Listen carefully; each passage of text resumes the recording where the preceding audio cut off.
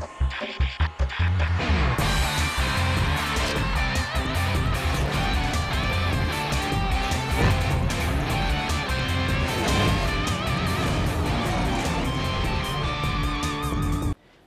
অধিনায়ক হতে রাজি নাজমুল হোসেন শান্ত ২০২৭ সালে টেস্ট চ্যাম্পিয়নশিপের শেষ পর্যন্ত তাকে চূড়ান্ত করেছে বিসিবি। সংবাদ বিজ্ঞপ্তিতে তথ্য দেওয়া হয়েছে।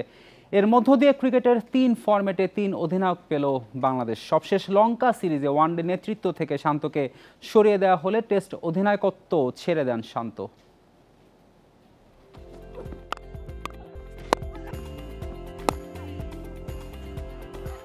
কোনো আলোচনা ছাড়াই শান্তর ওয়ানডে ক্যাপ্টেন্সি কেড়ে নেয় বিসিবি।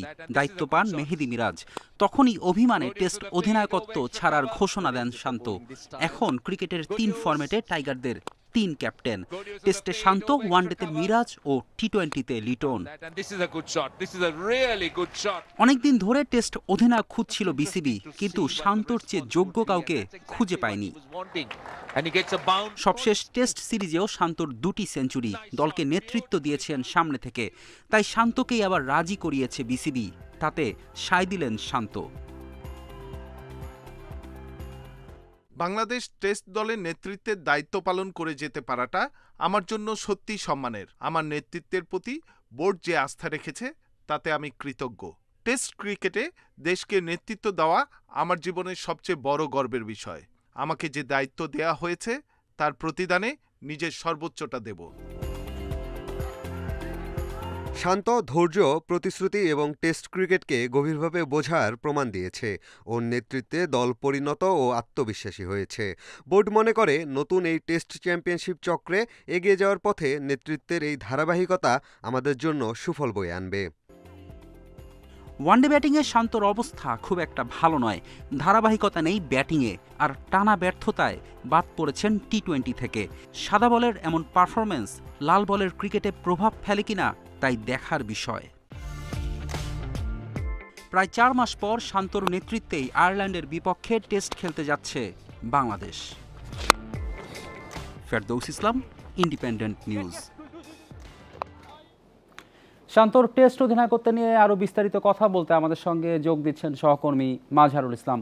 মাঝহার, ৪ মাস আগে যে সবশেষ টেস্ট খেলে বাংলাদেশ শ্রীলঙ্কার বিপক্ষে, সেখানেই তো শান্ত ক্যাপ্টেন্সি ছেড়ে দেয় টেস্টে। এরপর আবার এই আমরা নতুন টেস্ট অধিনায়ক খুঁজছিলাম, কিন্তু ভাবিত নাই যে শান্তই আবার হবেন, কারণ উনি তো ৩ যেই অধিনায়কের তত্ত্ব সেটাতে বিশ্বাসী ছিলেন না। আবার কি বোধোদয় হলো তার? আপনার কি মনে হয় ভিতরের প্রক্রিয়াটা আসলে কি ছিল? দেখুন, বাংলাদেশের প্রেক্ষাপটে এটাই দরকার ছিল হয়তোবা, কারণ আপনি বাংলাদেশের প্রেক্ষাপটে দেখবেন যে কোনো একজন তারকা একটা ফর্মেটে খারাপ খেললে বাকি 2টা ফর্মেটে ইম্প্যাক্ট পড়ে। আপনি যদি শান্তকে দেখেন 3টে ফর্মেটে খেলেছেন এর আগে, এখন আবার 2টে ফর্মেট খেলছেন। যদি কোনো কারণে আরও একটা ফর্মেট খারাপ করেন তাহলে সেটা ইম্প্যাক্টটা পড়ে, সেটা সবার জন্যই, লিটন হোক, মিরাজ হোক অথবা শান্ত হোক। এই জন্যই হয়তো বোর্ড চিন্তা করেছে 3টে ফর্মেটে 3 জন থাক, তাদেরকে দরকার আছে, তারা ভালো করুক, তাদের ফর্মেট নিয়ে অনেক বেশি মনোযোগ হোক। আপনি দেখেন একটা কোচের জন্য 3টে ফর্মেটে 3 ক্যাপ্টেনকে ম্যানেজ করা বা বোঝানো, টেকনিক বোঝানো, এটা অনেক কঠিন। আপনি পুরো ওয়ার্ল্ডে দেখেন যে 10টা টেস্ট খেলুড়ে দল আছে, তার মধ্যে একটা দল আছে শুধুমাত্র পাকিস্তান, তাদের কিন্তু 3টা ফর্মেটে 3টা ক্যাপ্টেন। বাকি যে 8টা দল আছে, অস্ট্রেলিয়া, ইংল্যান্ড, নিউজিল্যান্ড, ভারত, প্রত্যেকটা দলের কিন্তু, এবং আফগানিস্তান, তাদের দলেও কিন্তু ক্যাপ্টেন 2 জন করে। হয়তো টেস্ট এবং ওডিআইয়ের একটা ক্যাপ্টেন, টি-20 আলাদা, অথবা লাল বলের টেস্টে একটা, ওডিআই এবং টি-20 আর একটা ক্যাপ্টেন। এইভাবেই কিন্তু বাকি সব দল রেখেছে।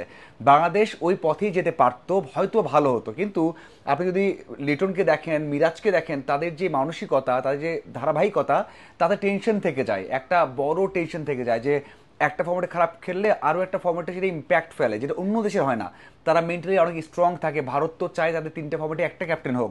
সূর্য কুমার ইয়াদব রয়েছেন টি-20-তে, তাকেও যদি বাদ দেওয়া যায় সেখানে আবারও শুভমন গিলকে রাখা হতে পারে। 3টে ক্যাপ্টেন না রেখে তারা একটা ক্যাপ্টেন চায়, এবং গৌতম গম্ভীর কিন্তু ঠিকই বলেছেন মাঝার। আরেকটি বিষয় একটু জানাবেন, সেটি হচ্ছে লিটন দাসও কিন্তু এই নেতৃত্বের দৌড়ে ছিলেন, কিন্তু সবশেষ সেই যেই সিরিজটা গেল সেখানে কিছু বেফাস কথা বলেছেন উনি ক্যাপ্টেন্সির প্রেস কনফারেন্সে শিশির নিয়ে। এর আগে শামীমকে তিনি পাবলিকলি সরাসরি শামীমের পারফরমেন্স নিয়ে মন্তব্য করেছেন। এসব কারণে কি লিটন পিছিয়ে গেলেন? অবশ্যই পিছিয়ে গেছে। দেখুন এরকম ঘটনা তো খুবই কম ঘটে, হ্যাঁ একেবারে ঘটেনি, বিরল এটা বলা যাবে না।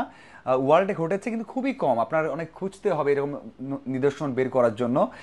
লিটন যেটা করেছেন ঠিক করেনি, হয়তো বা কোনো কারণে ম্যাচ হেরে ডিস্টার্ব ছিলেন, যেভাবে অ্যাপ্রোচটা করেছেন যে বলেছেন এটা শকিং ছিল। হ্যাঁ এটা একটা ইস্যু হতে পারে, কিন্তু বোর্ড কিন্তু আগেই ক্লারিফাই করেছিল যে তারা চায় 3টা ফর্মেটে 3টা ক্যাপ্টেন। ওই যে এটা বললাম যে তারকাদের কনসিস্টেন্সি সাথে হচ্ছে তাদের মানসিক মানে মেন্টাল যে স্ট্রেংথটা সেটা খুব একটা ভালো নয়। একটা ফর্মেটে খারাপ খেলে সেটা ইম্প্যাক্টটা অন্য ফর্মেটে পড়ে, এই জন্যই কিন্তু এই তত্ত্বে যাওয়া। না হলে হয়তো বা লিটন করতে পারতেন, মিরাজ করতে পারতেন। মিরাজ সবশেষ ওডিআইতে কেমন করেছেন, মানে এত এলোমেলো ছিলেন, এই জন্যই বোর্ড সাহস পায়নি আর একটা ফর্মেটে দিতে। আপনি লিটনের কথা চিন্তা করেন, তাকেও এই ফর্মেটে মনে হয়েছে সবশেষ যেটা বললেন আপনি উদাহরণগুলো বললেন সেটা একটা ইম্প্যাক্ট তো পরে অবশ্যই, সেই জন্যই বোর্ড চিন্তা করেছে শেষ মুহূর্তে যে না একটা ক্যাপ্টেনই দরকার। এবং আপনি শান্ত কিন্তু অনেক ইজিলি হননি, শান্ত না করে দিয়েছিলেন। শান্তকে যখন প্রথমে অ্যাপ্রোচ করা হয়েছে না করেছিলেন, কিন্তু পরে আবারও তার সাথে বসা হয়েছে, বিসিবি সভাপতি কথা বলেছেন, সাবেক সভাপতি ফারুক আহমেদ কথা বলেছেন, সবাই কথা বলার পর রাজি হয়েছে। এটা অনেক বড় একটা প্রক্রিয়া ছিল। আমরাও মনে করি শান্তর টেস্ট নেতৃত্বে যে সাফল্য, যেভাবে তিনি ভালো পারফর্ম করে আসছেন, তাতে তার নেতৃত্বে বাংলাদেশ সামনে ভালোই করবে। আপনাকে ধন্যবাদ আমাদের সঙ্গে যোগ দেওয়ার জন্য।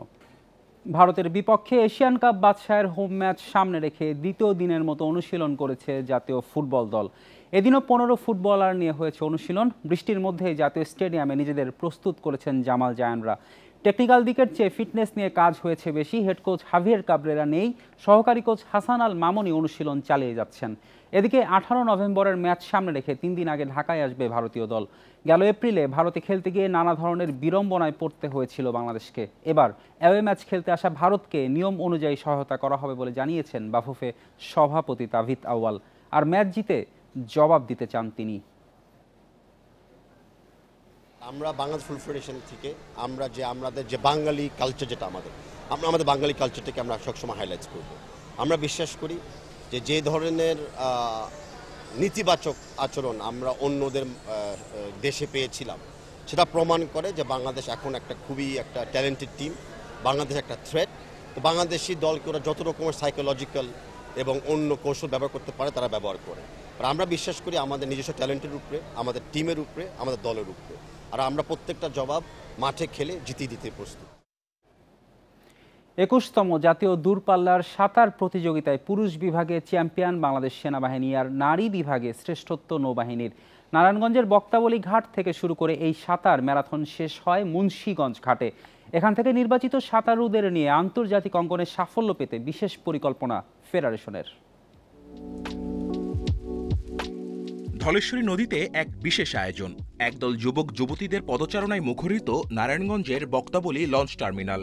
এখান থেকেই শুরুর অপেক্ষায় 21তম জাতীয় দূরপাল্লার সাঁতার প্রতিযোগিতা। দূরপাল্লা সাঁতার মানে কেবল গতি নয়, সেখানে পরীক্ষা হয় সহনশীলতা, মানসিক দৃঢ়তা আর প্রকৃতির সঙ্গে একাত্ম হওয়ার ক্ষমতার। সকাল 9:30 শুরু হয় দৌড়। তবে এই দৌড় পানির ভেতর, জীবনের সঙ্গে সীমা ছাড়ানোর অদম্য চেষ্টার সঙ্গে। পুরুষরা প্রায় 10 কিলোমিটার আর নারীরা পাড়ি দিবেন 7 কিলোমিটারের সেই পথ। বক্তাবলী লঞ্চঘাটের দিক থেকে যখন একে একে সাঁতারুরা পানিতে নামে, তখন বাতাসে মিশে যায় উল্লাস আর উত্তেজনার মিশ্র গন্ধ। কেউ ক্লান্ত, কেউ কেবলই এগিয়ে যেতে চায়। ধলেশ্বরী ঢেউয়ের সঙ্গে লড়াই করে যখন সেনাবাহিনীর মোহাম্মদ ফয়সাল আহমেদ প্রথম হয়ে তীরে পৌঁছান, তখন তার চোখে জল আর ঘামের ফারাক বোঝা যায় না। এ যেন এক যোদ্ধার মুখে দেখা বিজয়ের উচ্ছ্বাস। আমি বিগত 20 বছর ধরে সাঁতার করতেছি, কিন্তু আমার ওই পর্যায়ে এখন পর্যন্ত যেতে পারিনি যে আমি একজন ন্যাশনাল টিমের সুইমার, যে আমি সুইমিং না করলেও 20 বছর সাঁতার কাটার পরেও যে আমার ফ্যামিলি চলতে পারবে। নারী বিভাগে নৌবাহিনীর সোনিয়া আক্তার টুম্পা যেন জলে ভাসমান এক অনুপ্রেরণা। মাথা উঁচু করে তিনি পাড়ে উঠলেন, দেশের নারী সাঁতারুদের জন্য রেখে গেলেন সাহসের এক দৃষ্টান্ত। ম্যারাথনে কিন্তু ওদেরকে অনেক প্রাইজ মানিটা অনেক বেশি থাকে আর কি, কিন্তু আমাদের এটাও তো একটা ম্যারাথন, সেই তুলনায় একটু কম প্রাইজ মানি। তারপরেও আর কি এবার তো আরো 5000 টাকা বাড়াইছে। ইংলিশ চ্যানেল আছে, ইংলিশ চ্যানেল পাড়ি দেওয়ার ইচ্ছা আছে। সমাপনী অনুষ্ঠানে তরুণ সাঁতারুদের চোখে তখন গর্বের ঝিলিক। আমরা এখানে একটা স্পেশাল ট্রেনিং ক্যাম্প করব এবং এখান থেকে আমরা কিছু সাঁতারুকে বাছাই করে আমরা ন্যাশনাল ট্যালেন্ট হান্ট প্রোগ্রামের মধ্যে অন্তর্ভুক্ত করব। জাতীয় পর্যায়ের এমন আয়োজন প্রশংসা কুড়ালেও আন্তর্জাতিক অঙ্গনে যে একেবারে শূন্য হাতে ফিরতে হয় বাংলাদেশকে। এবার আপনারা জাতীয় পর্যায়ে দেখেছেন আমরা 23টি নতুন জাতীয় রেকর্ড হয়েছে এবং আমরা এখন দক্ষিণ এশিয়া সাঁতার প্রতিযোগিতার জন্য আমাদের টিমকে প্রশিক্ষণ প্রদান করছি। এই প্রতিযোগিতা শুধু সাঁতার নয়, এ এক উৎসব যেখানে মিশে আছে নদী, মানুষ, পরিশ্রম আর দেশপ্রেমের গল্প। Kamrul Hasnat, independent news, Munshiganj. এই ছিল আজকের যত খেলা। আমন্ত্রণ আমাদের পরবর্তী।